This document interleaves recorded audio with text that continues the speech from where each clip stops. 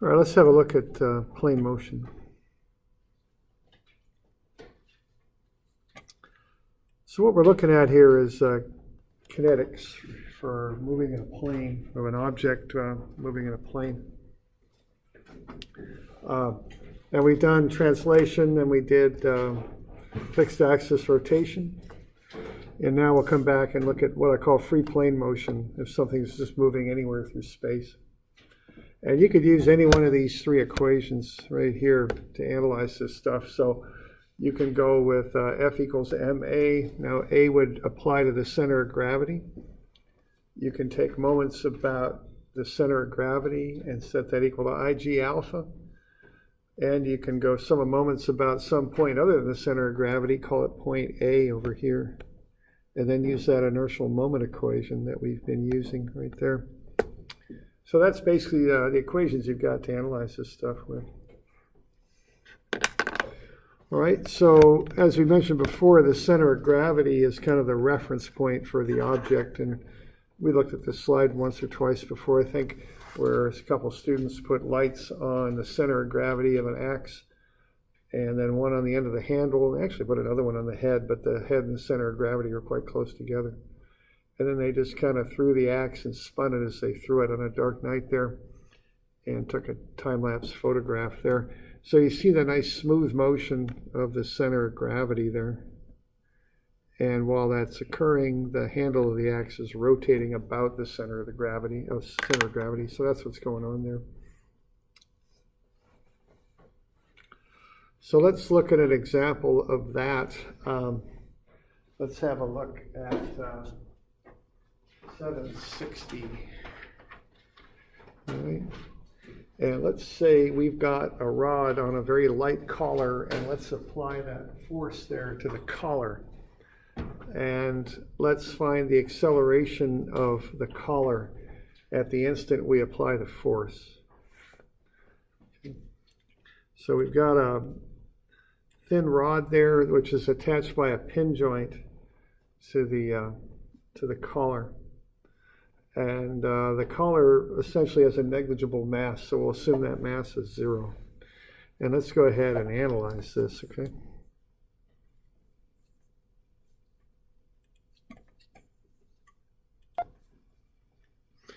So yeah, here's the motion that we're going to have a look at here.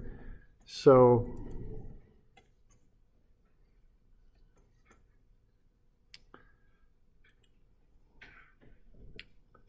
so if we apply the force at the top of the object there, the object itself will lag behind as the top of the rod moves forward.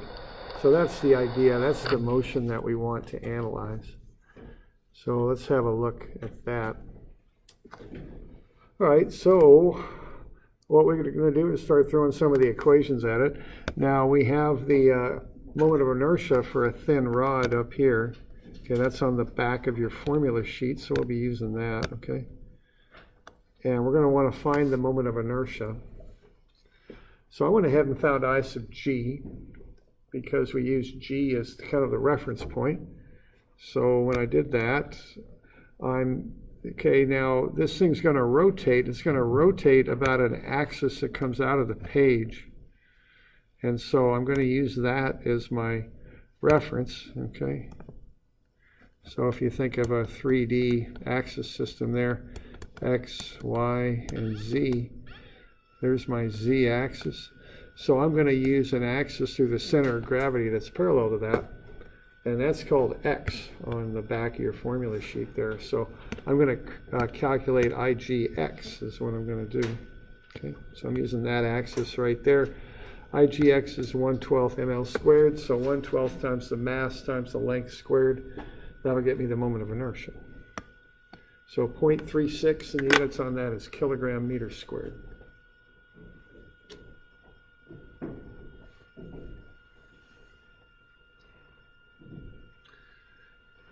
All right, so I'll start with that.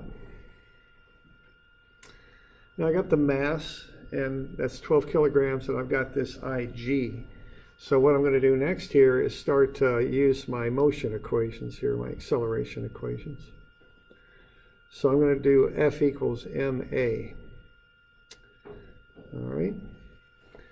And that's pretty straight up because the force there is to the right, and I've got the mass, so I can find the acceleration. So I go ahead and do that pretty quickly. And sum of F is ma, so I got 24 newtons is 12 kilograms times A, so A will be 12 meters per second squared.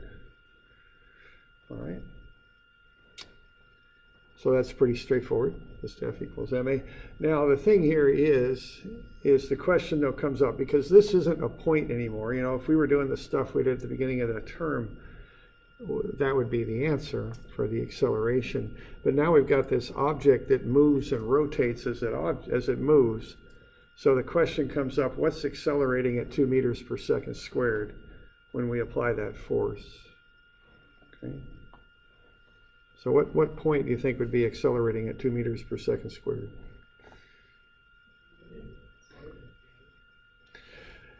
Yeah, I got a couple of different answers there, and I got to admit I'm setting you up on this one, but I'm doing it on purpose because it'll help you learn something there. See, the tendency is to say A is accelerating at 2 meters per second squared because that's where the force is applied. But see, that's not the equation. The equation is sum of F equals ma what? Mag, right? So even though that force is applied at A, it's the center of gravity that's accelerating at that rate. Okay? So that's what's going on there. And that's the thing, you know, I'd like you to kind of figure out about this, is when you go F equals ma, it's the center of gravity that has that acceleration. So that's going to be point G down there, halfway down the rod. That's what's accelerating at 2 meters per second squared. So, and that's kind of counterintuitive, I know, given the nature of this problem. And it certainly looks like, you know, we're applying the force up there at A, and by all means, it looks like that's what would be accelerating at the 2 meters per second squared, but it's not. It's the center of gravity. That's the point that you reference, okay? So AG is 2 meters, AG is 2 meters per second squared, okay? Now, at this instant, though, we want to find what's going on at A. That's what we want to know, because that's the question there that's being asked. So we want to figure out a way to get to A. So any approaches on that might work? How would we get it back up to A? We know AG now. What are we going to do to get up to A? Any ideas there?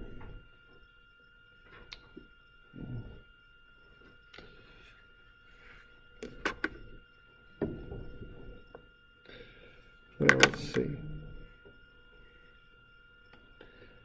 Now the deal with this, something like that. It's kind of a process of elimination, is how I think about it. You got F equals ma, and you got m equals I alpha. And you got that big ma equation. I don't want to deal with that ma equation right now so much. So I think what you're left with is mg equals ig alpha, see? And that's what we're going to do.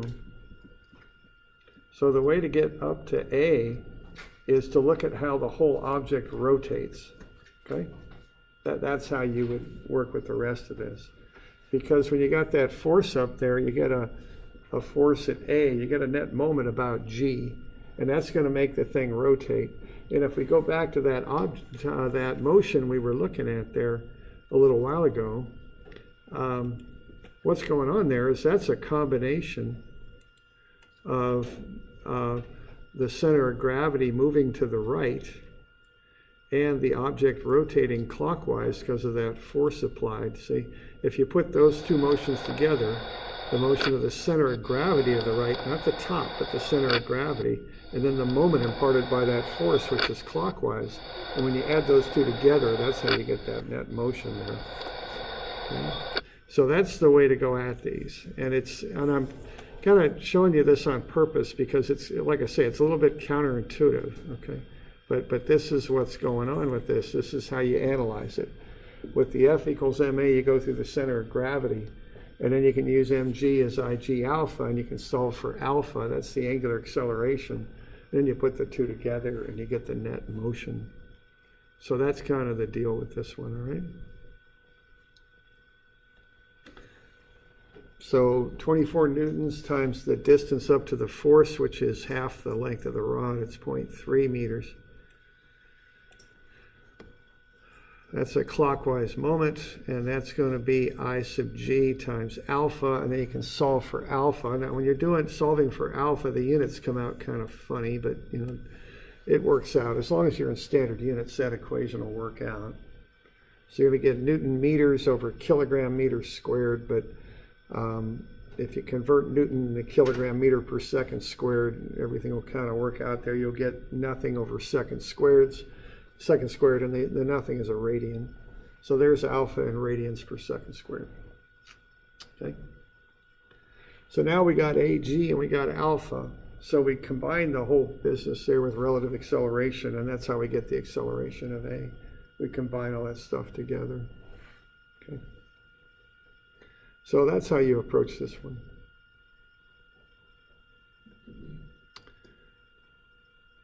And I think it's a good kind of exercise there because it really reinforces this idea that the center of gravity is the reference point for the object.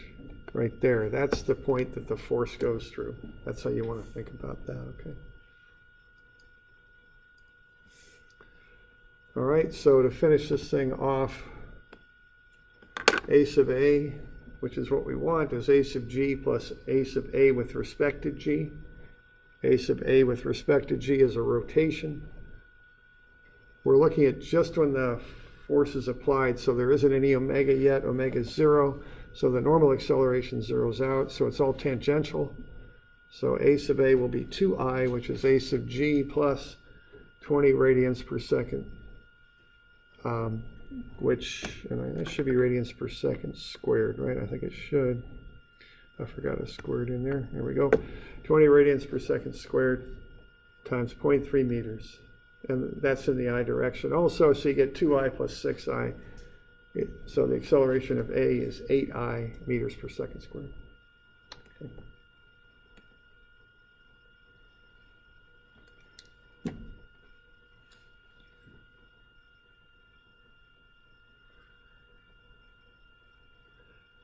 So we doing all right with that?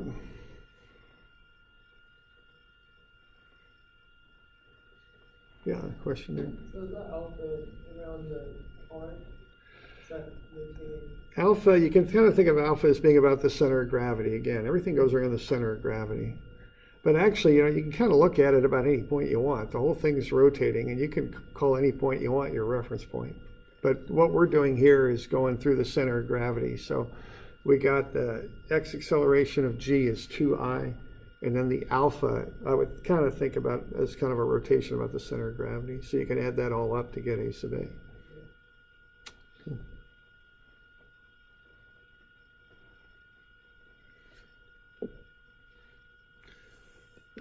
Questions on that?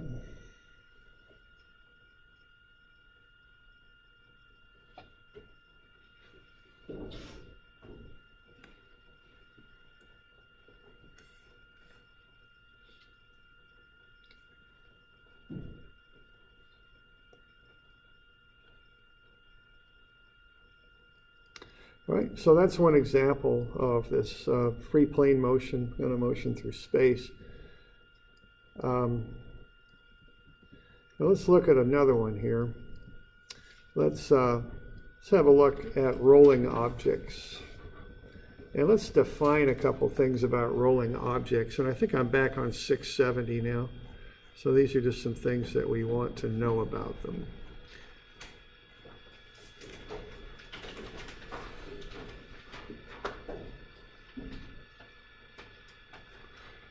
All right, now the first, we've got wheels, and we've got two different kinds of wheels.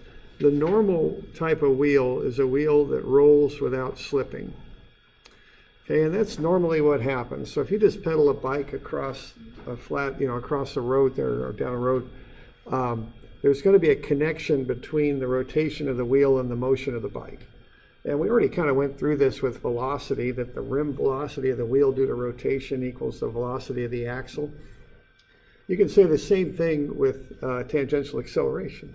Okay, if you've got normal conditions and you're riding a bike or you're driving a car or whatever, the tires stick to the ground, and as they roll, the vehicle is propelled forward at the same rate as the rim speed or rim acceleration of the wheel, okay?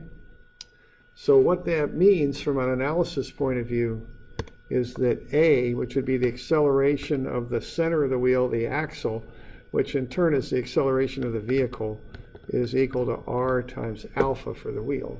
That's a connection you can make. Now that assumes no slipping, okay? Now that's what you can use. Now what you can't assume any longer though is that the force of friction has been maximized to do this. Friction is only going to go up to a level that is required to maintain that relationship.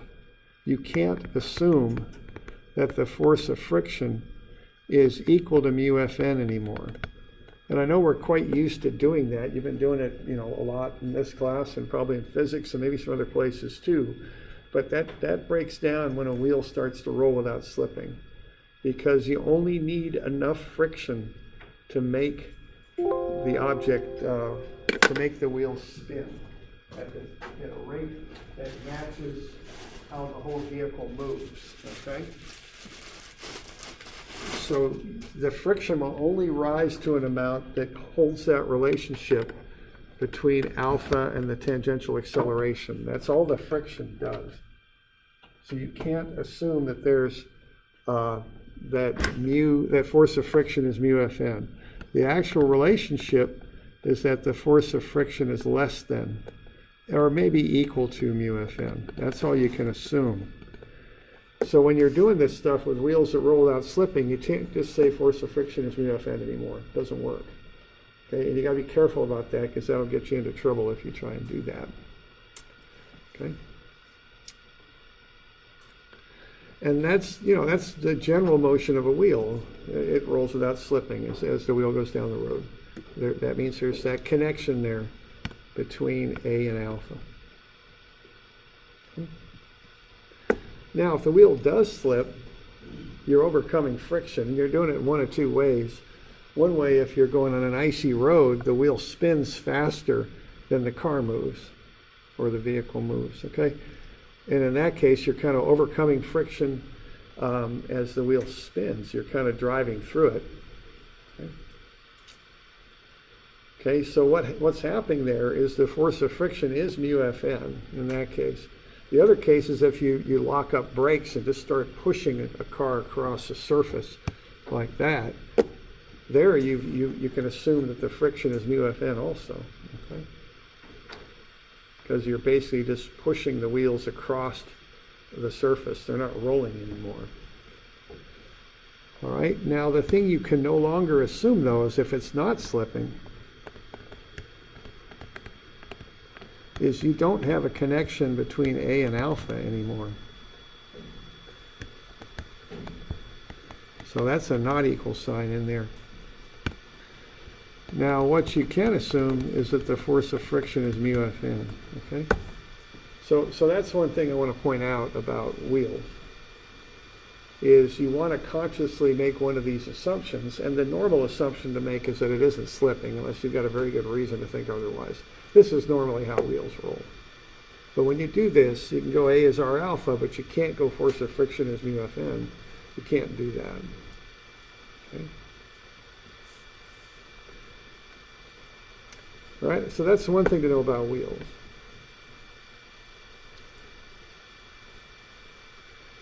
Now, the other thing to know about wheels is there's a couple kinds of wheels. Okay, the first ones are just kind of like rollers. And if you think of people that are out there, whoever started doing this stuff, moving heavy stuff across the ground, like the people who made Stonehenge or the pyramids or whatever, some genius came up with the idea, hey, instead of just dragging this thing across the ground, let's put a log under it and the log will roll. It'll be a lot easier to move this thing, okay? That was genius number one. And then genius number two said, hey, let's quit having to pick the log up and move it to the front of the block every time we push this big chunk of stone across the ground. Let's somehow attach the log to the block so it's permanently attached there with an axle. Then we can just push it, okay? And I'm quite serious. Those people are pretty dang smart whoever came up with that stuff. I'm sure the first person who came up with that idea, I'm sure they were the the Einstein of their day. You know, it was pretty good stuff. Okay. Now, what that is though, that's what I call a drag wheel. And these are my terms. These aren't official terms, but it's something I've noticed about this, and I just want to point it out. A drag wheel is not powered. All it does is support the vehicle and allows it to roll. A drag wheel rolls because it's undercut by the force of friction. So the friction moves in the opposite direction of the motion with a drag wheel. So if you take like a wheelbarrow and just start pushing it across the ground, the friction undercuts the wheelbarrow. The friction goes that way while the motion goes that way.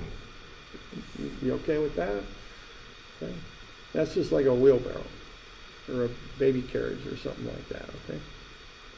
The push is coming not through the wheel, but somewhere else, and the wheel just functions to roll and to make the motion smooth and to cut down on the resistance, okay?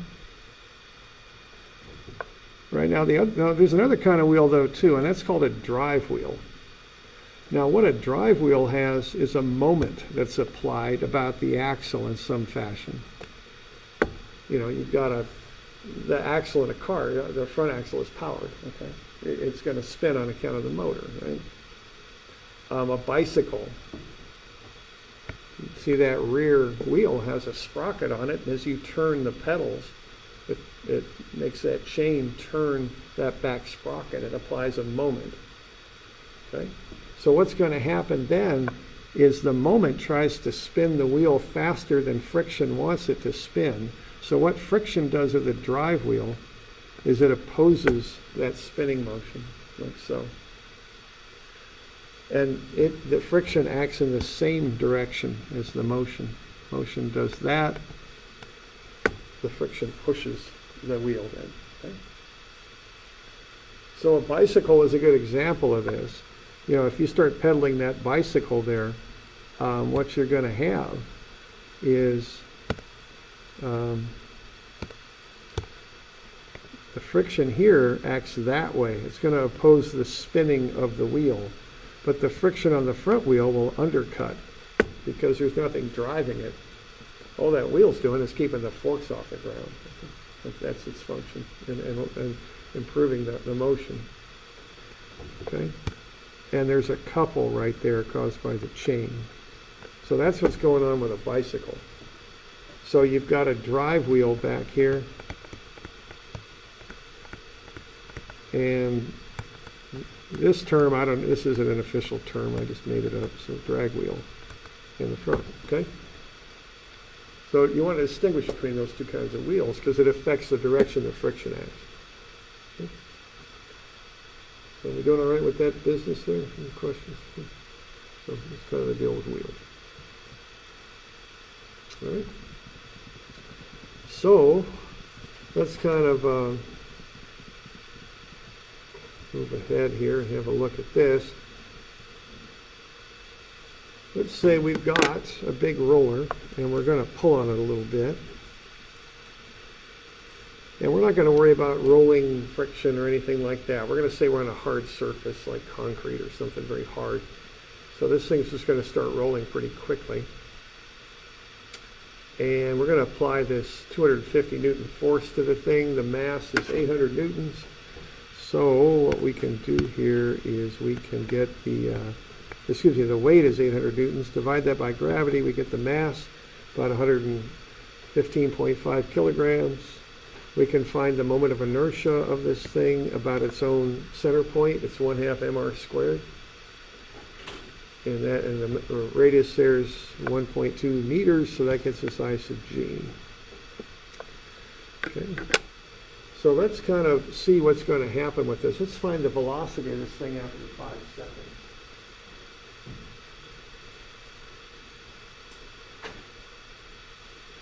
So I'm on page 770 is where I'm at.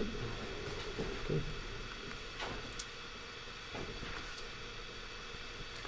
All right, so here we go. So what we want to do is we'll start off with a basic assumption. We're going to assume it doesn't slip. And that's A sub g is alpha times the radius. So alpha is A over R, A over 1.2.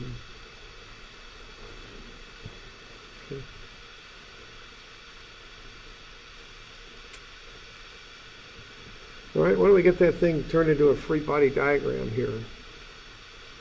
So if we're pulling that roller to the left, as shown, what have we got going on for a free body diagram? So why don't you take like a minute and see what you can come up with.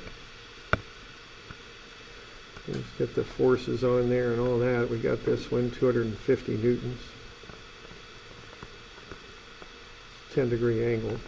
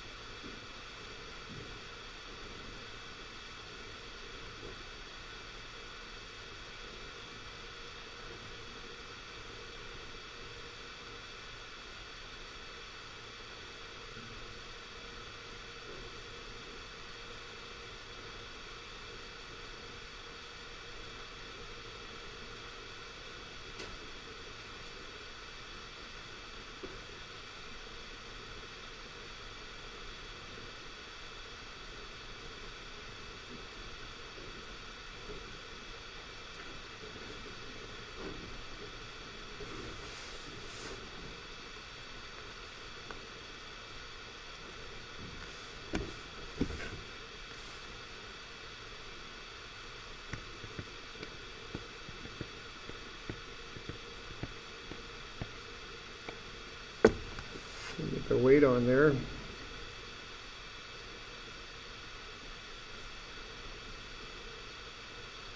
There's some friction going on in there.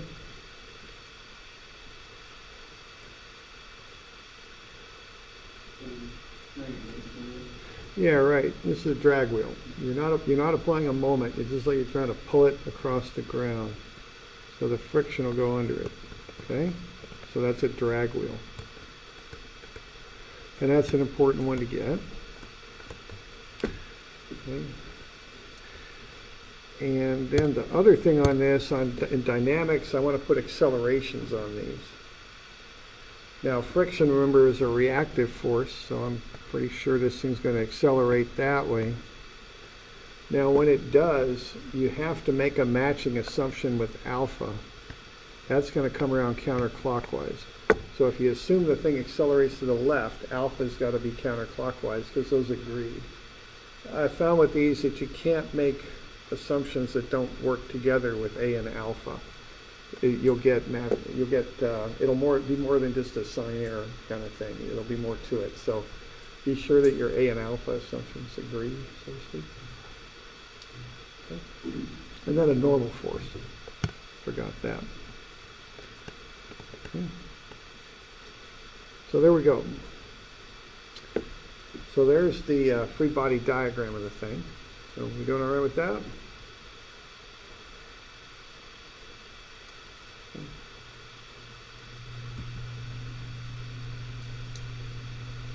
All right. So now we've made our no slipping assumptions. So A is R alpha, and alpha is A over R, and R is 1.2. Now we start throwing some equations at it, okay? So we want to find the normal force, 8,000 down, sine of 10 times 250 down, so those are both negative, plus Fn. Fn is 8,043 newtons up. All right, and then I'm just going to do two equations. F equals ma and m equals ig alpha. All right, now when I do F equals ma, easy enough, I got cosine 10 times 250 minus the force of friction. Now notice that's not mu Fn, because I'm assuming no slipping. So I can't assume that friction's been maximized yet. Friction just has to be large enough to get that connection between A and alpha. That's all it has to do.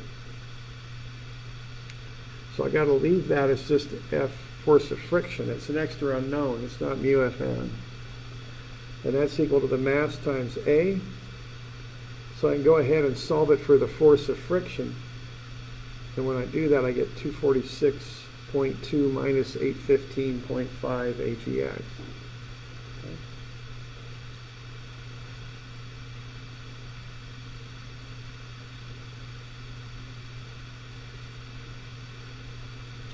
All right. So that's the deal with that. And then the second equation I can throw at it is mg. I'm going to counterclockwise positive. I went left positive on the force equation. On the moment equation, I'll go counterclockwise positive is Ig alpha. So what's making that thing spin is the friction, because it's undercutting. I'm going about the center of gravity, so that's 1.2 meters below. So that's 1.2 force of friction is I alpha. Now that's going to get me three unknowns, force of friction between the two equations. See? Force of friction A and alpha, so I want to put in Ag over 1.2 for alpha. That'll get me down to two unknowns, and I can handle that. See? So 1.2 force of friction is 489 times Ag, so the force of friction is 408 times Ag. So now I got two equations and two unknowns. See, my goal is to solve for the acceleration, and I've got them set up so I should be able to do that. So this is one way to solve this thing.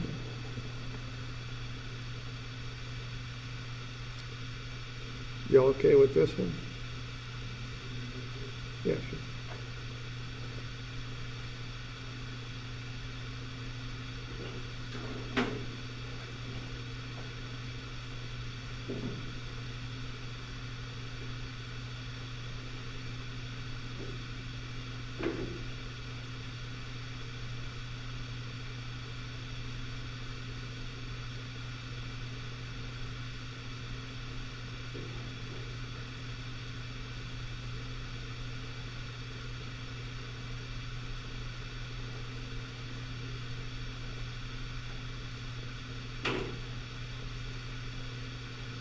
So I got those both solved for force of friction, so I can just equate them together and I get the acceleration.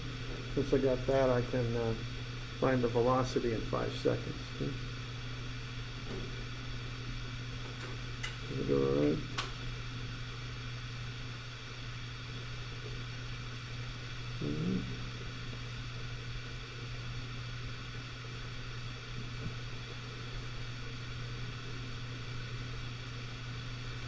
All right, so I got those two equations. I just equate them together over there on the right. So 246.2 minus 815.5a is 408a. Those are both the acceleration of the center of gravity there. Okay.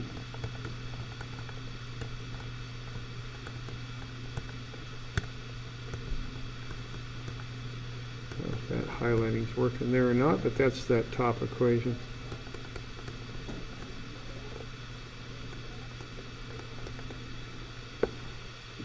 All right, and then I just go ahead and work down and solve for A. It's not much, it's 0.201 meters per second squared.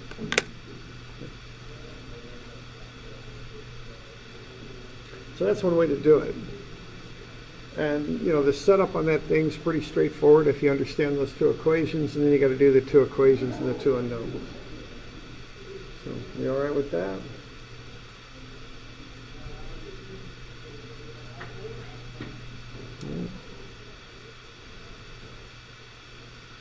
Now there's another way to do it, okay? And this is it's kind of like what I was showing you earlier with that rotational stuff. This is a more complex approach with the equation, with writing up the equation, but solving it's a little bit easier, okay? So this is method number 2. You can use that inertial moment equation if you want. And you can always use this, and what you're doing there, you're going to take a moment about a point other than the center of gravity. And you want to be, of course, a little strategic about where you do that, and the place to take the moment about is the point where the unknown you don't want acts, and that unknown is the force of friction. So if you take a moment about the bottom of the wheel where the friction acts, right there, call that point A, you'll eliminate the force of friction from the relationship, and then you can do this inertial moment equation. So the sum of moments about the bottom of the wheel then will be cosine 10 times the 250 times 1.2 meters. Now that's coming around counterclockwise, so that's what I'm calling positive, is that.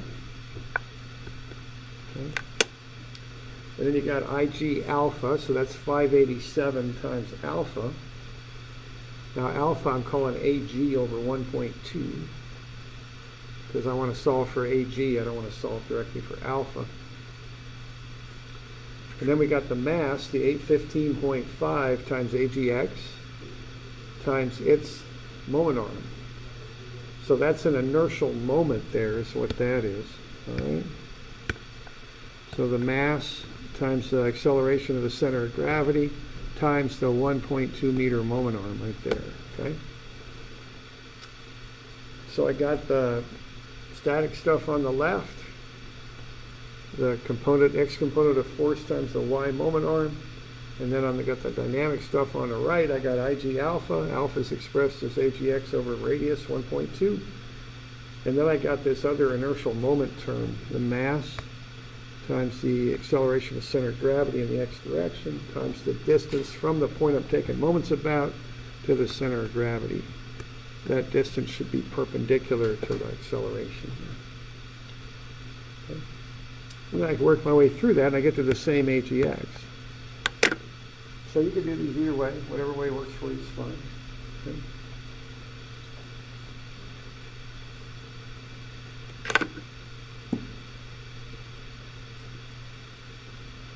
You got any questions on that? Okay.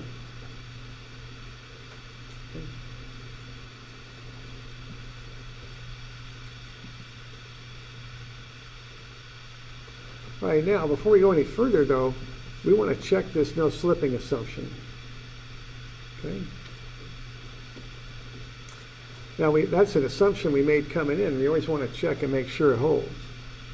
So for part one there, or actually we're going to find the actual friction. The force of friction is 408 times AGX. AGX is 0.201. So the force of friction is 82 newtons. Okay. That's the friction that's required to create that connection between A and alpha. So with a friction of 82 newtons, you get A and alpha working together such that A equals R alpha. And A is 0.201. Right. Now the next thing you do is figure out what the maximum possible force of friction is. Now we're going to use static or kinetic on this one.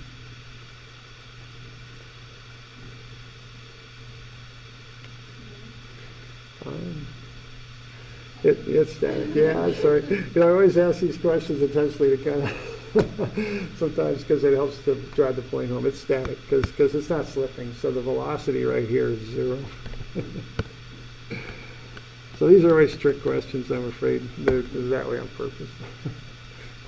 So the velocity of that point, if it's not slipping, is 0 for that instant, so you use static friction. And I know that seems a little counterintuitive, but that's how you do that, okay? Use static. So the maximum possible force of friction is 0.37 times the normal, so it's 2976. So that's that's quite a bit larger than what we need. We only need 82.1. So it's not slipping. That's a good assumption. Okay.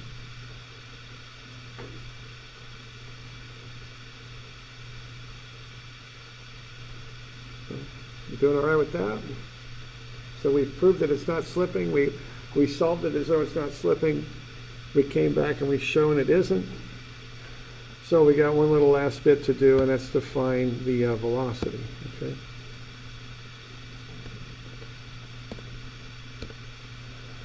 So we got V is V0 plus AT. So the velocity, which we don't know, it starts from rest. Acceleration is 0.201 meters per second squared. And the time is 5 seconds. So that'll get us the velocity at 5 seconds. What is that, 1.05 or something? Oh, come on now, get out of there. Yeah, there we go. Fine. It's not much, I know that, it's just a little bit more than 1, so 5 times, it's 1.001. Anyway, it's pretty small. Yeah, 1.01. I just rounded, I think. Okay. So 1.01 meters per second, so that's the velocity after 5 seconds. So that's not an S down there. It's hard to write, but there's a 5.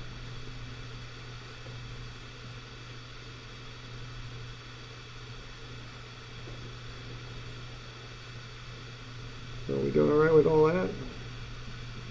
Okay, good. Okay. Now let's look at part 2 here. Okay. Got a different coefficient of friction. So just to illustrate what happens if it is slipping, I threw in part 2 here. Normally they're not. I mean, unless they're on an ice rink or, the brakes are locked or something's going on. Normally these things don't slip. But just to check and make sure they're not, you want to check this frictional stuff. Now, part 2, we got a real low coefficient of friction, so maybe we're on the ice or something now. 0.008. That gets us, that's the static friction, 64.34 newtons. That's less than the friction we need. We don't have enough friction to connect A and alpha together very well in this example, so slipping occurs. Okay? Now, if slipping does occur, it's an easier analysis because you don't have this extra unknown of force of friction. If slipping occurs, the friction is mu Fn, but with slipping,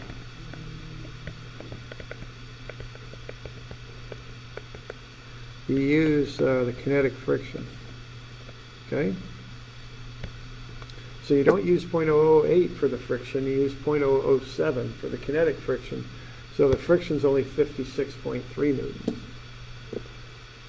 So what's going to happen in this case is you get less friction. You're going to drag that thing and half drag it, half roll it. It's going to be kind of a combination of the two, I think. It's not going to have that nice smooth motion of connection between the rolling and how it translates. So, but the analysis would be easy. It's just F equals ma cosine 10 times 250 minus the kinetic friction would be mass times acceleration. You could find the acceleration a little bit higher this time.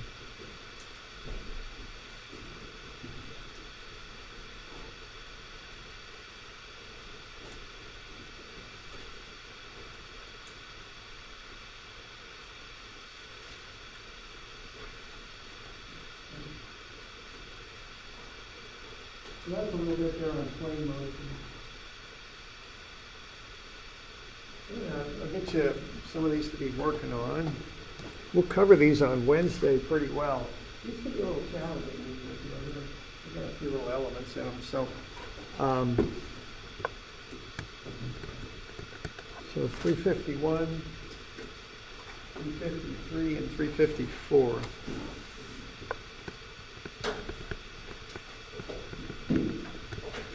Now, normally I'd have these due Friday, but we got our final coming up.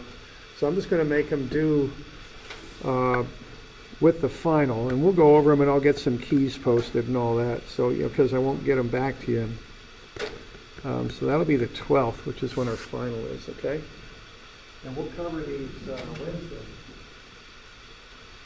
pretty well. And, if you need the keys or anything, they'll be available.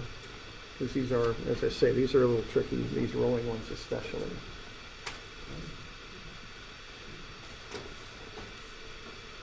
So why don't we take a break here for a little bit, if we're good? You good with that?